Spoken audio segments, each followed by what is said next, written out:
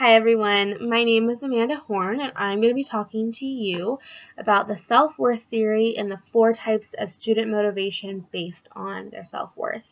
I think all of us are a combination of these type of students, but there's probably one that you lean a little bit more towards. So we're going to talk about them. We're going to talk about the success-oriented student, the overstrivers, the failure-avoiding student, and the failure-accepting student. I think that I'm a little bit more of a overstriver than anything, but we're going to talk about them, and we're going to learn about your students and where their level of self-worth is. So self-worth is defined as confidence in yourself and or your abilities. So my self-worth is ever-changing, right? It depends on what topic we're talking about, how I view myself. So, for example, I think I'm the greatest when it comes to being kind. I go out of my way to be a good person. I make sure that people are happy, healthy, and safe. And it almost becomes a little bit obsessive, actually, but I think I'm a good person. And now that I've said that, I'm going to worry about people thinking that I'm being boastful or prideful. And I'm probably going to rewatch this video a million times and critique myself because public speaking, I don't feel like I'm worthy of doing this, right? So my self-worth really just is ever changing based on the type of season it is, what we're talking about, what type of group I'm in. I think I'm awesome when it comes to my family, right? I can be myself, but in front of other people that I don't know, maybe I'm a little bit more timid, maybe I'm a little bit more nervous, right? And that's how our students are too. Their self-worth is ever changing, especially when you're growing up. You're going through stuff and you're discovering who you are, and that will really affect your self-worth. And if you're a student that bases your motivation off of your self-worth, then that can be really difficult, especially in the older years of high school, junior high type of stuff. So you really just need to watch out for what type of student you have and where the motivation level will be based on their self-worth. So like I said, there's the success-oriented, there's the overstrivers, there's the failure-avoiding, and then there's the failure-accepting students. So the success-oriented student, this is pretty much the best version of ourselves, essentially, right? These are the students that view success in a way where if they did their best, then they succeeded. And that's such a great attitude to have in a lot of situations. Just, try hard, work your butt off, and if you really did try, then you succeed, even if you fail, right? And that's a good thing to have, but you don't want to get stuck in that rut, right?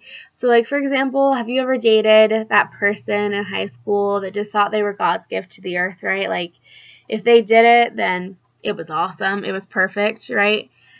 Well, if you stop improving on yourself, then you probably aren't going to be your greatest, right? You do not peak in high school. You're not the best version of anything when you're in high school, right? So you need to keep motivating yourself to be better, to work harder, to succeed. And these success-oriented students, they will most likely do that. They will continue to work hard, continue to succeed, but you have to hope that they have that personality where they won't forget that they need to keep improving on themselves, right? Because if they get stuck in the rut where they just think that they're awesome, then they're going to stay at that level of a person. So you want them to continue to work on themselves to succeed. But these students, they will go out of their way to study hard and work hard because they want that A. However, the other 3, they base their success pretty much on how others view them. So their self-worth is based on what they perceive others think about them. And that screams my name. That's who I am. I'm a people pleaser. I base my self-worth on how other people view me. And that can be dangerous at times. You need to have your own self-worth, not the self-worth that other people give you. So there's the overstrivers. These students are motivated for success. They want to succeed, but they're also extremely scared of failure. Like I said, I'm an overstriver more than anything. I want to get an A. I want to work hard, but I'm also so scared that I'm not going to succeed that I focus on that more than I focus on actually just succeeding. So these are the type of students that will rehearse. I don't know if any of you ever did this, but I definitely did. If your teacher said, you're going to each read a paragraph, and when the person in front of you is done reading, then you just start reading the new paragraph. So I would count how many students were in front of me, and then I would, while they were reading, instead of focusing in on what they were saying, I was just rereading and rereading in my mind the paragraph that I had to read so that I didn't mess it up. And I remember there was this one time where I miscounted, and I thought I was reading paragraph 7, but I should have been reading 8. So I rehearsed 7, and I got to my turn, and I started reading paragraph 7 instead of paragraph 8, and my teacher humiliated me. I mean, she went overboard with, "You're not paying attention," and blah, blah, blah, blah, and it was just so humiliating. So then I'm already humiliated. I'm already scared because I didn't have time to rehearse. So then I start reading this paragraph, and I stutter, and I just didn't do good, right? So then the next person starts reading, and I'm mortified. So I asked to go to the bathroom, and I literally just cried the rest of the period because I was so mortified, because I felt like I failed. So just watch out for these kind of students, because they will rehearse, and if they rehearse and they still fail, it will be even more of a sting. Then there's the failure avoiding students. So these students are motivated to just avoid failure. They're not motivated to succeed. It's not the success that they want, it's just the not failing that they want. So they won't have high expectations for themselves. They won't set good goals. They won't strive for a really good college degree because they'll be too scared that they're just not good enough, that they're going to fail anyway, so what's the point? And that gets a little bit, it's not a fine line. It's a little bit mixture of failure avoiding and failure accepting. But these students, they'll avoid raising their hand. They'll make excuses like, "Oh, I forgot my homework," or something was spilt on it, or they'll procrastinate. They'll wait till the very last second to do their assignment, and it's not because they weren't motivated to succeed. It's not because they didn't want to succeed, but it was they were so scared they were going to fail that they practiced, and they were just nervous about it, and so instead of doing it, they just worried about it instead, and then the last second they're like, "Well, crap, I got to do this or else I'm going to fail." So then they do it last second. Again, just watch out for these kind of students because they need that love. They need that support to know that, hey, it's going to be okay, but you do need to try, and you need to get past your own insecurities. Then there's the failure accepting student, right? And these are the hardest students to have. They just aren't motivated. They view failure as a confirmation that they just have low ability. They just already think that they're not worthy, so what's the point of even trying, right? They don't care if they fail because they already feel like a failure inside, so who cares if they get an F on a paper? It just confirms how they already feel about themselves. But maybe they'll focus on something outside of academics, right? Maybe they'll be really motivated in sports or music or video games or in delinquent behavior. I had a classmate, junior high and high school, that he just had no self-worth. He just thought that he didn't matter, because that's how he was being taught at home. He was taught that he didn't matter and that he was a piece of you-know-what, and so he just didn't try. And then there was that one teacher that went out of her way to show an interest in him, to let him know that he was loved, and finally he opened up to her.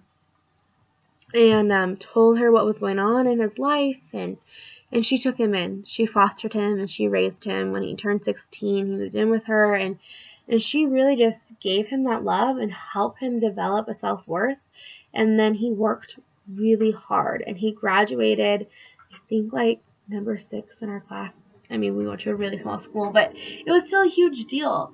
And he worked really, really, really hard, and I ended up dating him for 3 years on and off. We did break up, but it's okay because I married a really awesome, amazing man, and he is off in the Air Force, getting to travel the world and experience all these new things. But he never would have joined the Air Force. He never would have tried to succeed in life if somebody didn't come along and let him know that he was worthy.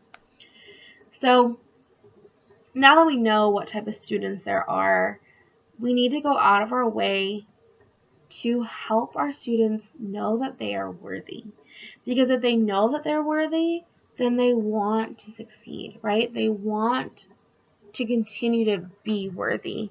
If they have a good self-worth, then they'll know that, hey, like, I'm awesome and I need to work hard so that other people know that I'm awesome and so that I can succeed in life. So, instead of handing back a failing grade and saying, this is your 5th test in a row that you failed on, you're not trying, blah, blah, blah, blah, blah, blah. Maybe stop and think, hey, maybe these are failure accepting students. Maybe there's something going on to where they just don't care. Or maybe they have such anxiety and such self-worth issues that they're having a hard time focusing on school. So be kind. Say kind words. Say, I see that you did better than you did last test. I'm glad that you're trying. Let's try a little bit harder. How can I help you? And also every day just say like one good thing to every student, even your hardest student. Find something that they've done good and compliment them. Right now, I'm working for a preschool, and we were talking about how, like, in a job, right? Like, if you have a job and it pays $12 an hour, you're not going to leave that job for a job that pays $10 because it pays less. You need to leave a job to something that pays more, right? So it's the same for students. If they're getting attention when they're failing, they're going to need more attention for when they're doing something good because that pays more and they're going to want to keep doing that. So give them a reason to succeed. Let them know that they're worthy. Let them know that they're loved, that they have potential, and just help them through that. Maybe there's something that they just truly don't understand. I was awful at math. If I would have had somebody come along and help me, it maybe would have motivated me a little bit more to learn it, but I got to the point where I was a failure accepting student when it came to math. I hated math. I wasn't good at it, so I didn't try, and I was like, forget it. I'm going to fail anyway, so what's the point? But if I would have somebody come along and be like, hey, you can do this, and I believe in you, and you should do this because it will help you succeed in life so that when you get to college, you don't have to take math that you don't understand and fail and have to pay for it. That would have been helpful. So just make sure that you are showing your students that they're worthy. Being a teacher isn't just about teaching English and speech and math and history. It's about helping your students become the best versions of themselves. And if they have a low self-worth, then you need to help them build that up so that they can succeed. So just be on the lookout for what type of students you have. There's the success-oriented. No, that's great, but they still need to know that they need to work hard on who they are as a person, not just on getting an A.